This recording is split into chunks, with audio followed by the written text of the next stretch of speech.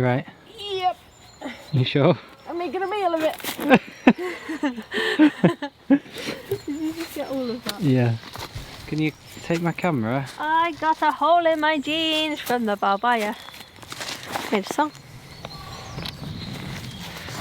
Are we still filming? It is filming. Ow.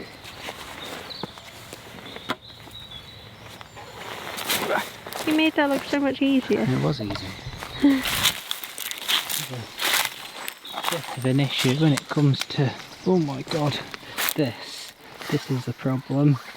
It's very wet in here, and you're going to go barefoot. What's the plan? I think Holly wants to do some like self-portrait barefoot stuff.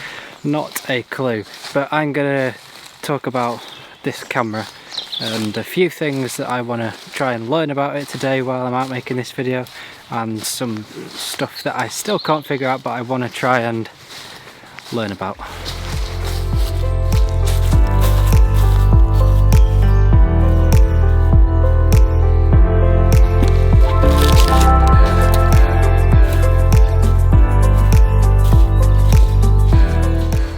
Tripping up. Okay, so I've had the Sony A7C for about a week now and I genuinely love it. It's my favourite camera I've ever used. And one of the things I really love about it is the dynamic range. Now this is because it's a full frame camera, you can let a lot more light into the picture. But this shot that you're looking at right now, with the sun directly behind me, behind that tree, is a perfect example of the dynamic range. So with the sun being there, I am being backlit, the sun is behind me. There's a lot of trees creating a lot of shade, there's a lot of blue sky, but you can see all of that and nothing is too blown out. Yes, it looks a bit blown out there around the sun because you are pointing directly into the sun, but I am perfectly well lit and exposed. You can still see the blue sky of the trees, you can see the green of the forest behind me. It's insane, I love it. Dynamic range is incredible. I think part of the reason that I'm so blown away with the dynamic range of this camera is because I'm used to using APS-C sensor cameras, and in those cameras you get a lot smaller sensor, so you can't let as much light into the picture, which means that it's a lot more difficult to expose for a scene like this where you've got bright sky and dark shade and trees, because you've got that much smaller sensor size. As well, with a camera like this you can film in log, which gives you a much flatter picture profile. So for this I am filming in S-Log 2, which flattens the image so you can expose for the brighter parts of the sky or the shadows, and then you can either lift or drop them depending on what you want to do with the picture. It's incredible what you can do with it, and first time using it for me properly, I'm blown away by it. I absolutely love it. Are you okay? Yeah? Yeah? You can see Holly over there, she's just by the tree taking pictures. She's taken her jeans off and gone barefoot and is taking pictures barefoot in this very sharp, wet forest. Very muddy as well, so be interesting to see what the pictures come out like, but I'm sure they will be amazing. So make sure you go and follow Holly on Instagram. I'll pop a link in the description below, and also I'll put some of the pictures that she's taken at the end of this video, if she lets me. I'm sure she will. It's stuck in the branches. There's one other thing that I want to test out on this camera right now that I've not done yet, and this camera has Ibis, which if you don't know stands for inbuilt image stabilisation, and what that effectively means is the sensor moves while you're holding the camera to take out the camera shakes from your images, whether you're taking photos or video. Now this isn't the best in Sony A7C as some of the really high-end cameras where it works incredibly, but it does still have it and it works. But what this camera does is it records the data from the camera shake, from the sensor shake, as gyro data, and then you can put this into a piece of software on your computer called Sony Catalyst, and then effectively that works as a gimbal, taking all the camera shake from your footage, and apparently it's insane. So what I'm going to do is I'm going to film some B-roll around this forest right now, all handheld, then I'm going to take it home, stabilise it in Sony Catalyst, and then when I'm home and I'm editing it, we will talk about it and you'll see what it looks like, all handheld compared to unstabilised and stabilised. So yeah, that's the idea.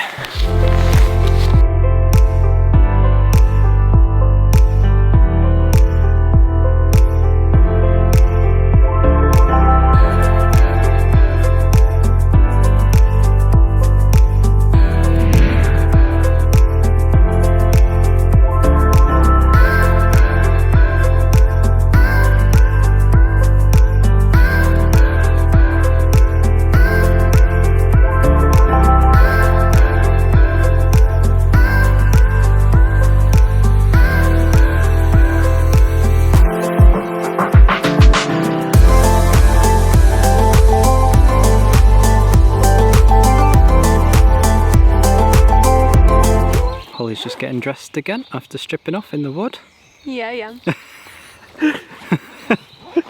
Can I put a picture of yours at the end of my video to show what you do? Yes. There you go. I asked and you got.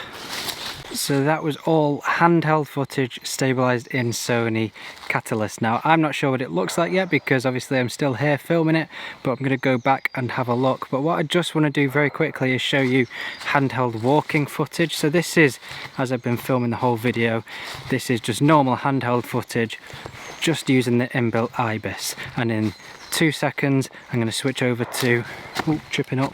I'm going to switch over to stabilised in Sony Catalyst in 3, 2, 1. And now this has been stabilised in Sony Catalyst, and I think you'll be able to see that it is a hell of a lot more stable, and it's almost like vlogging using a gimbal. It does an incredible job. Now there is a bit of a crop, but I'm stepping over tree branches and everything here and jumping off and ducking below more branches, so there is a bit of a crop. You're not getting the full picture that you take, but it does an incredible job at stabilising the footage. It's insane. So what I'm going to do is go home, just double check that this footage does look like I'm expecting it to when it's been stabilised in Sony Catalyst, and I shall see you at home. Okay, so I'm now sat editing this video at home on my laptop. My laptop is not really liking it because I've done a lot of colour correcting and the fans are going mad. But that stabilisation is just insane using Sony Catalyst. It effectively allows you to not use a gimbal, and that is incredible. I know it's not the same as using a gimbal, there are differences. You are likely going to get better shots using a gimbal, but if you don't have a gimbal, this is incredible. Use it. It is unbelievable what it can do. I bought a gimbal a few weeks ago, a few months ago even, and I sent it straight back because for making YouTube videos I didn't really think I needed it, and it was just a bit of a faff to use, so I sent it back. Now to be able to use Sony Catalyst, which is free, and get really incredible footage, very, very stable, that is just insane. So I am definitely going to be using that in the future. I apologise if you can hear my laptop, it's running very, very loud. I've just noticed I need some new batteries in my lights. Can barely see them.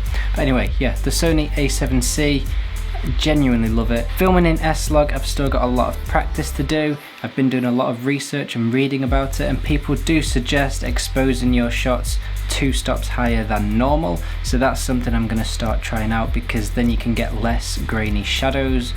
So yeah, still got a lot of work to do with S-Log.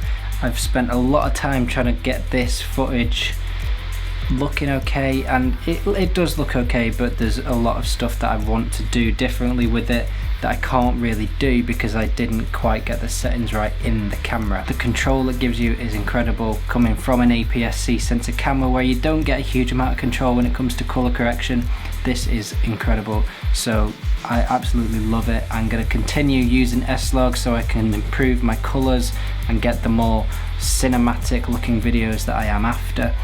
And yeah, I love it. So that's it for this video. If you like what you see on this channel, click that little subscribe button just down below there. Give this video a thumbs up if you wouldn't mind, as it really helps out, and I shall see you in another video.